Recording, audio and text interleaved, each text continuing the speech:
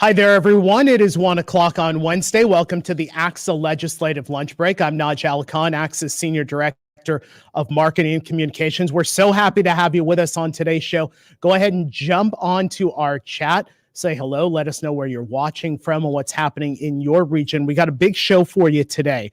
We're going to cover a number of topics, and then we've got two of our Education Coalition partners who handle governmental relations for CCSESA and for CASBO. They'll be on the show today to talk a little bit about school reopenings and vaccinations and what's happening in public education through the lens of their various organizations. So we'll go ahead and talk with them a little bit later on in the show. If you're wondering, where is Edgar, our co-host and our Senior Director of Policy and Governmental Relations at this hour? He is in a meeting with statewide legislative leaders. He really wants to be here, folks, but he is not here. He says if he has the opportunity to break away from that meeting, he's going to jump in. Unfortunately, he's not with us right now, so you're stuck with me today. But go ahead, jump into our chat. Let us know what's happening in your area. Again, we got a lot to cover today. Hello to Scott Smith and Terry Sanders, John Eberly, three of our very loyal viewers here. So good to have you on the show. This is the first time I'm seeing Matt Strahl jump into the chat. So Matt, if you're a brand new viewer, we're happy to have you. Spread the word. That would be good. Let's go ahead and let's talk legislative deal on the reopening of schools. It was a topic that we hit last week with 7th District Assembly member Kevin McCarty, who has been heavily involved in school reopenings and the reopening of youth sports. Now, we do not have any news related to this. There was an indication from McCarty that there was a deal that was imminent, and I'm not quoting imminent, but that was the indication that there was something imminent. As of now, there is no news on a legislative deal or the reopening of schools, youth sports, which we had anticipated we would see by this time. There is word that the advocacy that all of you participated in over the last 10 days did have a real impact. We talked about 2 emails with talking points that we sent out over the last 10 days.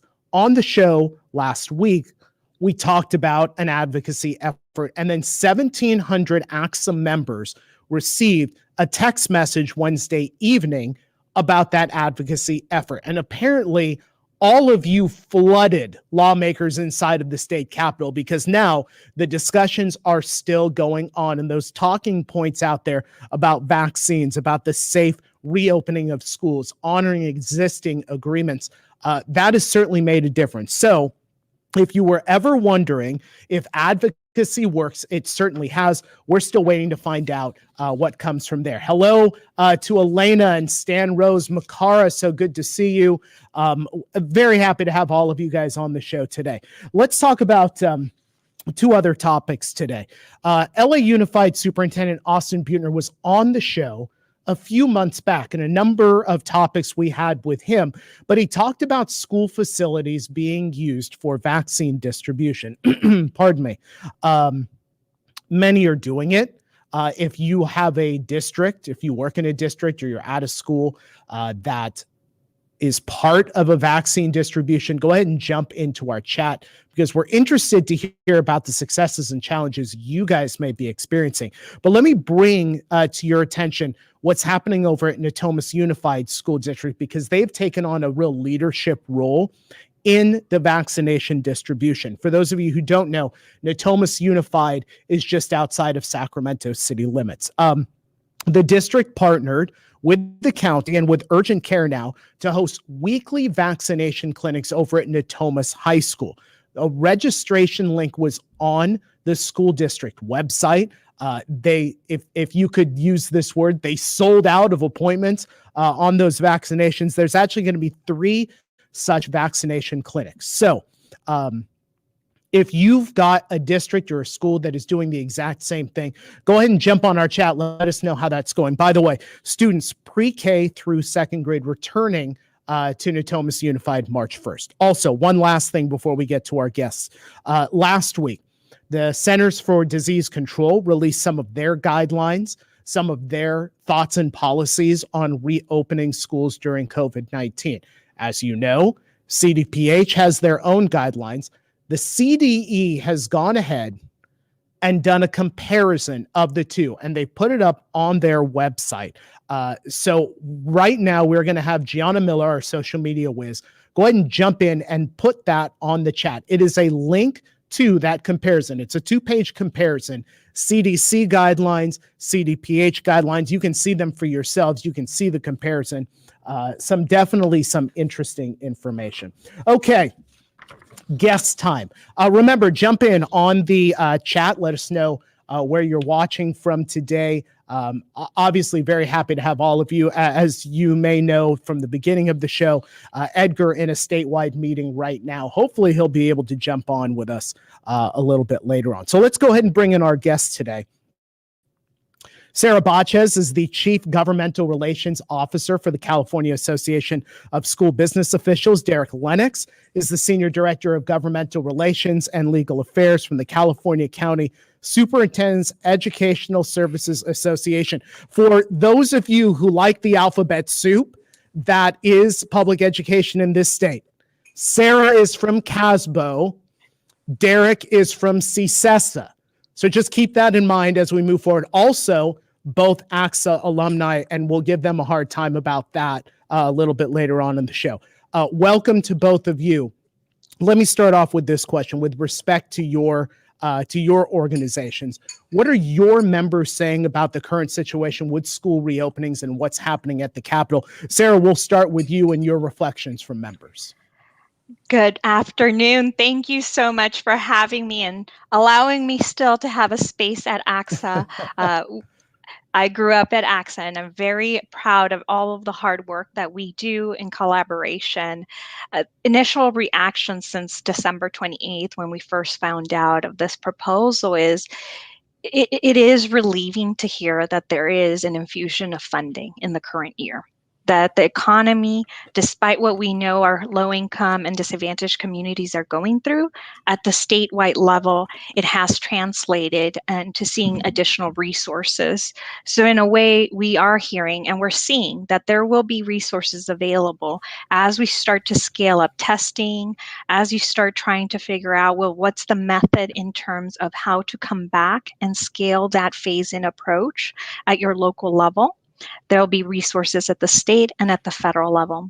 Unfortunately, I think this creates, and as time goes by, a lot of sense of urgency and frustration from communities and families that don't know at what point is your community in a situation when their school site can open at that local level. And you are the ones responsible for communicating that and also toggling all of the responsibilities and all of the layers of guidance that you're getting at the local level, at the state level, and now with this new administration, the new guidance that we received on Friday from CDC. And Derick? Thank you again for having me. Very nice to be back as a recent ACSA alum. It's great to see everybody again. Our members are obviously talking a ton about school opening. As a refresher, I'm glad you said our acronym because, anybody can mess that one up. So I'm just going to say ACSA. We represent the county superintendents across the state. What we're working with them mostly on is how they support the rollout and reopening of their districts safely. And, for many counties, they're sort of the hub and the wheel when it comes to managing the relationships around vaccine distribution, around testing infrastructure for students and staff, and a number of other issues related to school reopening, big contracts and things like that. So a lot goes through the county offices. Another job that they have is to help advocate with the state on not just these districts that are having trouble reopening. And we know that, from a lot of the news reports and just what we know in our community, there are districts that are having really intractable issues when it comes to reopening, either because of local case rates being so high or because of other, as we say, adult problems, coming to an agreement to help move along in that direction. But what I would also like to highlight is we spend a lot of time at CCSESA talking about how do we make sure that we're protecting the districts that are already open or on the cusp of reopening. And as we're seeing now, not just districts that have been open since the fall, for example, and there are a lot of them throughout the state serving tens of thousands of students, but there are a number of districts at this point that are getting close to going from hybrid to 5 days a week. So they're trying to even expand beyond what they've been doing. So I just think the spectrum is so broad in terms of the reopening conversation and what's going on locally, that keeping that all within the frame of reference for policymakers and in how we support our county superintendents has been a big part of our role. And that's what we're hearing from our members. And want to thank all of you who've jumped in on the chat. We have some feedback on the vaccination distribution from LA County to Hama County to Larry, Santa Barbara, Santa Clara. Go ahead and take a look at that if you have the opportunity to do so. Derick, let's talk about this statewide collaboration among the management partners. It appears to have gotten stronger over these last couple of weeks. Where do you see this change in this collaborative effort, and how do you think it's impacting the work inside the state capitol? I think that the impact of our statewide management organizations working together is difficult to understate. It's been really huge, both for public education and for our organizations working together. And we have 3 of them right here: ACSA, CASBO, CCSESA. Also in the mix, the school boards, and occasionally we have other groups like the Smalls get in the mix as well.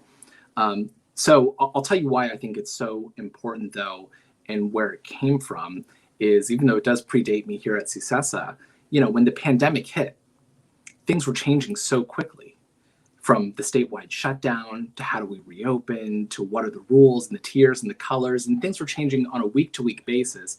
And so I'm very grateful that the executive directors of our organizations have just been working hand in hand to make sure that, 1, we're getting the most timely information possible out to our members, and that 2, frankly, when it doesn't make sense, that we're raising that to the state. Because when we can all work in concert like this, then our impact is really multiplied. And I will give an example from the advocacy front, because, it's no secret that there are some in the state capitol that have an outsized influence when it comes to public education, but it doesn't mean that the viewpoints offered by everybody are no less valid. And I think that really showed recently here, when we can all work together. Naj, you mentioned at the beginning of the show, the grassroots mobilization that ACSA put out. And we did the same thing, CASBO did the same thing, CSBA. We all worked together to make sure that our messaging was really tight around not just a plan to reopen schools, but a plan that doesn't shut down schools that are currently open. A plan that doesn't make it more difficult to stay open because of testing or collective bargaining issues, and adding to these barriers to staying open. It's hard enough as it is. And so I think that what we saw was, in just a couple of days' time, because these organizations were working so closely together, we were very quickly able to roll out an advocacy strategy that reached the legislators, that reached the governor. And, I hate to see a deal not come together, but I'd rather have no deal than a bad deal for the folks who are watching here and for the families that are out there. And I think part of what we were able to do in a very short amount of time by working together is indicate where the landmines are of a bad deal. And so, it's just been tremendous being able to all work together like this. Yeah, no, that is good to hear. And yes, a bad deal is not a good deal. Let's be honest about that. We've had a couple of people jump in. Daniel Hernandez, Region 3 ACSA board member, says Sac City Unified will begin vaccines Friday for employees. Ann Bonilla over at San Joaquin County Office of Ed, she says rolling out vaccines in the coming week. I know in Elk Grove Unified, they start rolling out vaccines this week as well. So we're starting to see some movement. Sara, we talked about this a couple of minutes into the show about the new CDC guidelines that came out from the Biden administration in comparison to those that are currently here in the state of California from CDPH. And who knows, if there's a legislative deal, there may be an attachment to some manipulation of the current guidelines that are there. But at least as the two stand now, the CDPH guidelines and the CDC, were there any differences that really stuck out to you in being able to see both of those? Yes, we're getting ready to release our news break. And if you're a CASBO member, we'll more than happy share the link. It's all of our news breaks, all of our alerts are posted on our CASBO advocacy website. As I was looking through the differences and doing a comparison table of the Department of Public Health, which is California's law, it stands as law for everyone to implement. CDC's guidance is recommendation. And so that's the first thing to note, is that no matter what, in the new color-coded system at the federal level, it does vary. It allows for, in their recommendation, that all schools can be open except for in the highest tier, where middle schools and high schools would have to remain in virtual, and their highest tier is the red level, the high level. And so we tried doing a crosswalk to demonstrate what is the differences in the case rates of COVID-19 cases per 100,000. And so the tiers do change a little bit at the federal level. They have higher thresholds versus California's. But again, reiterating that California's guidance supersedes and is law. And so we have to continue to abide by that. But what the federal government is trying to do is try to create standardization. Not every state has the rigorous rollout in terms of sanitation, masking requirements, social distancing, which California is ahead of the game in terms of having laid that foundation a few months ago.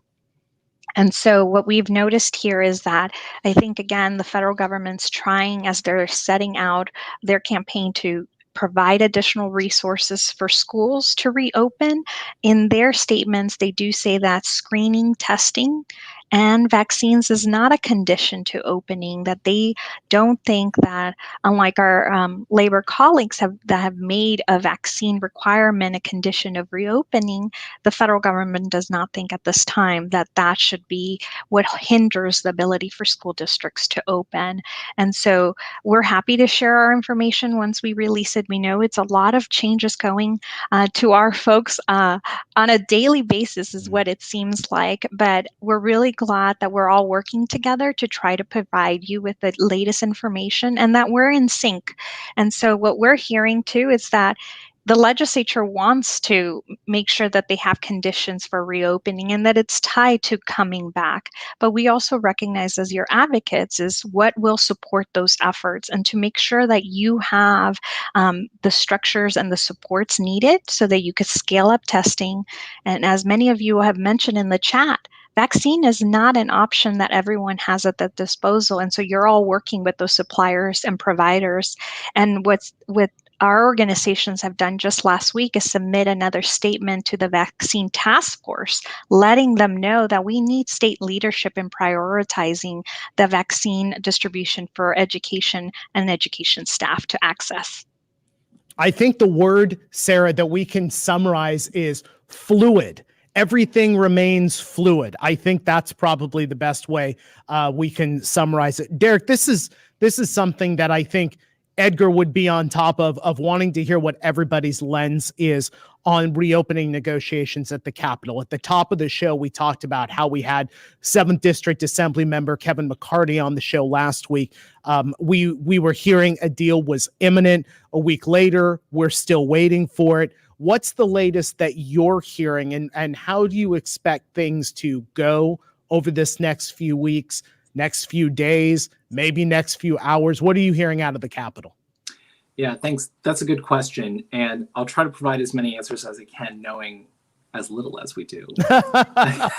But, part of what I'm trying to convey is that there's a lot of information that we know, but it's sort of like, it's not public yet. And we obviously can't betray those trusts, but I think there's a lot we can say. So I'm going to try and give it a go here.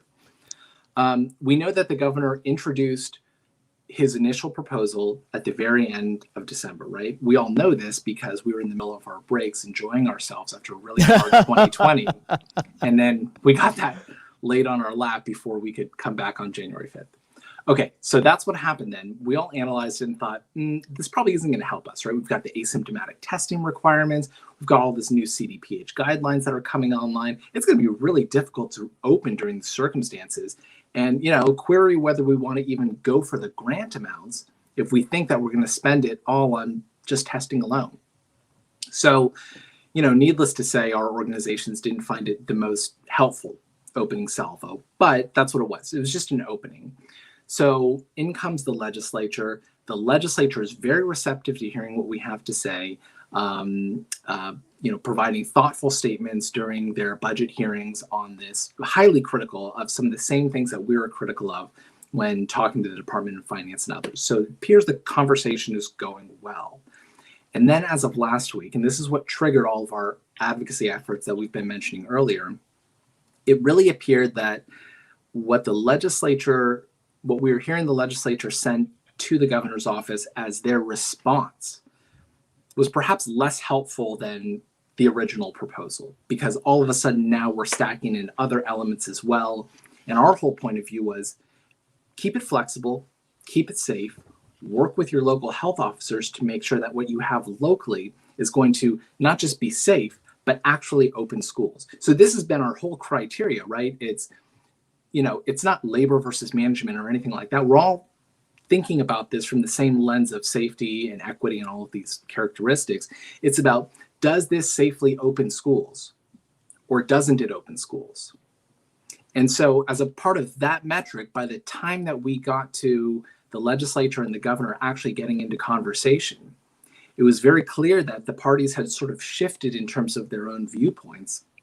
And it really seemed that the evidence from the administration side was that they were moving more in the direction of, we want something that actually reopens schools, right? So we get that the CDPH guidelines was pretty tight to begin with, pretty restrictive.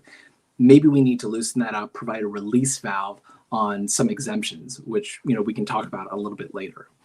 We saw the changing tenor of the CDC talking about we don't need to be as restrictive as California is saying, because we have tons of large-scale evidence right now of successful reopening using mitigating strategies that don't involve some of the more heavy-handed approach that we had in the original proposal. So it seemed that the administration was moving in that direction of effectiveness and safety, while some of the conversation on the side of the legislature and from labor maybe hadn't moved quite as far in that direction. So needless to say, as negotiations began, this is getting back to your original question, it seemed that the parties were not that close. And since then, we don't have a ton of data points because there hasn't been a ton said. But it seems that at least one of the parties will have to move quite a bit to get something up and running. My crystal ball here is that we have a lot going for us in terms of safe reopenings, absent any plan at all, right? So we've got falling case rates across the state. Most of the counties in the state are now in this regular purple tier and trending downwards on the case rates and positivity rates towards red, in which they can already open. We have an increase of vaccine supply that's going to educators. There are counties where most of the educators at this point are vaccinated or will be within the next couple of weeks. So it's really a remarkable shift from where we were even 2 months ago. So my crystal ball is maybe the plan is a little bit more hands-off than we originally thought, because that's actually what's going to help open schools. And I'd be very interested in Sara's point of view on this as well. But at this point, we have no deal to talk about. And last night, we were virtually part of a subcommittee hearing where we heard Assemblymember McCarty make his statements in terms of what the Assembly would like to see, that they would like to see a reopening beginning April 15th when counties move into the red tier, that they would like to see schools prioritize essential employees that are back in campuses to receive vaccines, which again goes back to the state needs to really increase its access to supplies, because unfortunately, unlike testing and building out your testing infrastructure, we don't have access to vaccines unless your local health officials and local clinics and hospitals partner with you one-on-one. And so for us, it's continuing the advocacy that equity is important, that there is recognition of the impact that your communities are experiencing, which vary. And so for what happens in one area is not necessarily happening in the other, yet you all deserve and need support because your families are experiencing so much upheaval, and your staff hearing different changes coming in and out, of course, want to know, well, what is the plan, which falls on your shoulders? And our goal is to make sure that we represent you properly, both in Sacramento and DC on all of these conversations. Let me ask both of you to bring out your crystal ball, because we have had those moments in the calendar where there has been a concern about families coming together, groups coming together, and then we have, more of a spread of COVID. And I've been concerned. My wife is a kindergarten teacher. I have 2 teenagers in public schools. I've been concerned, not on my part, but with others, about spring break, because we're seeing cases drop. We're seeing people vaccinated, which may have some people say, you know what, maybe I can socially gather now because it is spring break. Through your crystal balls, and Derick, I'll have you go first here. Are you concerned about spring break as another one of those super spreader type events, especially because spring break falls at different times for different school districts for different people? Yeah, maybe don't go to Disneyland this spring break. Probably good to wear a mask, stay home, continuing the safe practice. We haven't heard a ton of that, but I think that the fear is, warranted. And I think that our case rates are heading in the right direction. So, we just got to stay on track here. I wouldn't be surprised if when the legislature and the governor come out with a plan, because I think they're going to come out with something, right? It just may not look like what we started with. There could be money set aside for things like a longer school year, opening July 1st or continuing through May, June. So there might be more opportunities to stay engaged, and not have these big breaks that are troublesome in a number of different ways. One of them being public health. Sara, your thoughts on that spring break super spreader possibility? Yes, I mean, we've been looking at every holiday and every 3-day weekend that we've now gone through. We looked at Super Bowl Sunday, so just trying to figure out, I'm sure you're all calculating, okay, what happens in 2 weeks from now? How do you communicate that to the board? And so daily monitoring of your COVID-19 local trackers is what everyone's going through. And just like you, Naj, my husband works in an elementary school. He actually works on campus every day. And I worry for his safety, but I do also understand and recognize what our students are going through and experiencing right now, and how to support them properly in what they need. So yes, I think that the constant message that we need to continue to reinforce, and this is part of a request we've made to the administration, is the importance of a public health campaign in order to help schools reopen and stay open, not doing the opening and closing in a few weeks because of quarantine, but truly helping us set the foundation to stabilizing our ability to open safely. Is that we have to reinforce a public health campaign that continues to educate families on what it means in order for us to be able to safely maintain in-person instruction. Sara, let me ask you about CASBO and being one of the leaders in continuing to call for liability protection for LEAs as they take on so many roles in this school reopening. The state and federal government has appeared to be resistant to some of these efforts. Do you see any optimism right now for our educational leaders? And this is where advocacy matters. They have to hear directly from you. We have made the case through and through. Assemblymember O'Donnell was our champion, and he believes and understands the importance of having limited liability protection. However, they have to each one of them, there's 120 legislators and one governor, they have to hear directly what it means that after you've layered all of the mitigation strategies, after you've done everything in order to implement and execute your healthy and safe plans, that unfortunately COVID-19 is unpredictable. Now we have various variants going into our communities. We don't know what the impacts are or when we will have access to immunization where everyone in our community can feel a little bit safer, we still have to continue to maintain the mitigation strategies despite having vaccine as an option. That's here to stay for a little longer. And so how do we ensure that people recognize that what we're not asking to not be held accountable for meeting health and safety standards? We just want to make sure that just like other industries that have received liability protection, like nurses from injecting patients have received protection from this administration as part of an executive order that took place a few weeks ago. That's the same kind of protection so that we don't spend limited general fund dollars that could have been targeted to supporting your transition into reopening safely, or in investing greater amounts to support those students transition back, instead of spending that in arguing in cases and protecting you from lawsuits. Hey, Derick, there's been a lot of concern about the CDPH guidelines and how it might have some unintended consequences on many schools that have already opened. The state has put out a new safety review process, but there's a little bit of confusion with that. We know that the county soups are trying to make sense of it. Anything you can share on this issue? Yeah, I think it's somewhat warranted that there's confusion because even on a first read, I had trouble following what exactly are they trying to exempt us from or what's happening. But it's very simple, ultimately. And Dr. Bardock from the CDPH and the state have been really good in helping us understand this. There are two rules out there that are currently giving districts a lot of trouble to stay open or get into a position to reopen.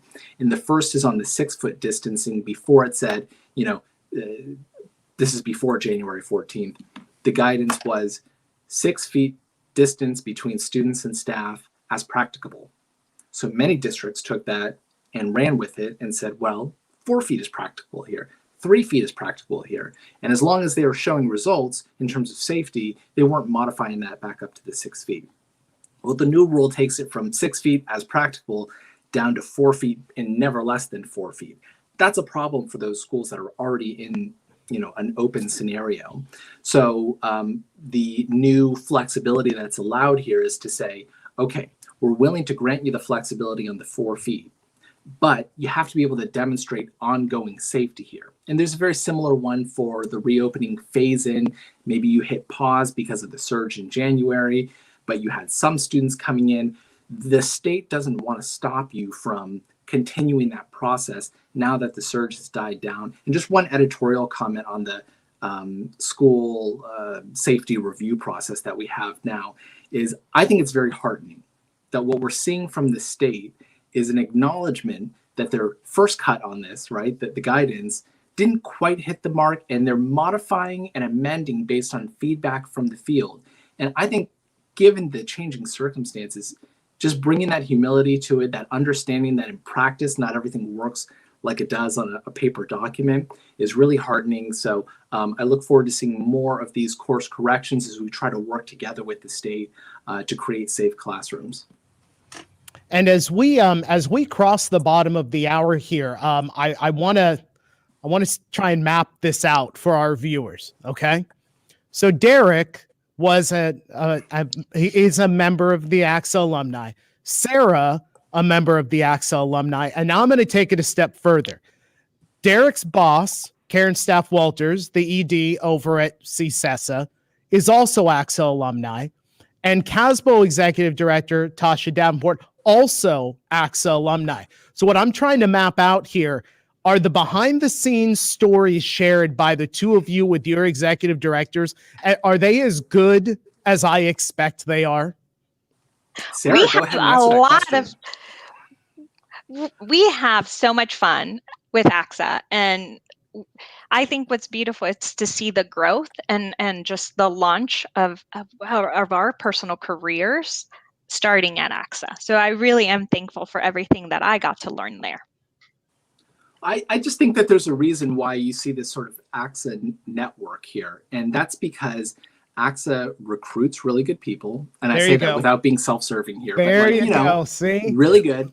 And then also the access to the membership that you get and all the feedback, and it's just like this feedback loop of great information. I think it turns people into really smart advocates on behalf of students and schools. And so I think it's no secret why ACSA is really the training ground for greatness. Do you like how he set that up, folks? Do you like that? That was good. That was very good. All right. You tried to get us on that one, but I look, come on. I don't have Edgar here, so I may as well give you guys a hard time when I possibly can. Sara Bachez from CASBO, Derick Lennox from CCSESA. Guys, so good to see you. All the best to you, and have a great rest of the day. Thank you so much. Have a nice day. bye, thanks.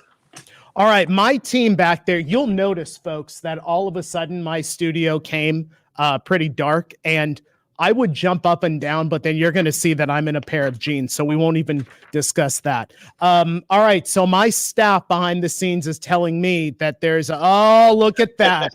Comes in at the very end. How about that? Do all the hard work, let you do all the hard work, and then come in here for a minute. You know, I like it. I like it. Edgar, good to see you. Hey, let me ask you, because I posed this to Derick and to Sara. What are we hearing? We talked about this last week with Assemblymember McCarty about a deal that we thought was imminent. You and I talked about, okay, maybe by Friday we'll have something, and then voted this week. We're still here. We're still here, and we're hearing nothing right now. What are you hearing? What's the background? Yeah, and just for the record, the reality why I didn't show up earlier is because I'm spending way too much virtual time with Derick and Sara in our joint advocacy, and I needed a break. So that's a no. So my apologies for missing, but I didn't want Naj to have me when he cites those stats of how many shows in a row. I had to at least check this one off. So yeah, I think, and I didn't hear their comments, but I'm sure it was something along the lines of it. It's very fluid. The one piece that last week, a big effort of ours was calling on our members to get out there and make phone calls, send emails, and that was a huge point of emphasis for us last week. It worked because we were actually very concerned that the deal that seemed to be on the brink last week may not be the best deal for our members. And just reading the chat and some of the pieces that folks were concerned about, while we don't know where they're going to land, and we may not like where they land, we do know that at least this delay was a pause for them to consider, hey, okay, is the stuff that we're putting out here really going to help schools reopen, or are we just putting more hurdles in the way? So to your question about timeline, it's not clear. I mean, there was some ruckus yesterday from our guest from last week with Assemblymember McCarty had announced the construct of a deal. That ended up only being a legislative deal, maybe only the assembly. The governor's office is, the governor's public comments is that these negotiations are quote unquote stubborn, right? So that they're grinding away. So it's not clear. I think we still have a little bit of work to do. I know that there's a collective will to try to get something done here in the coming days. Well, I don't want you to have to bring out your crystal ball, because I know that every single time we hear something is close, not that we're going to blame anybody, but the goalposts kind of get moved a couple of days down the line and all of that.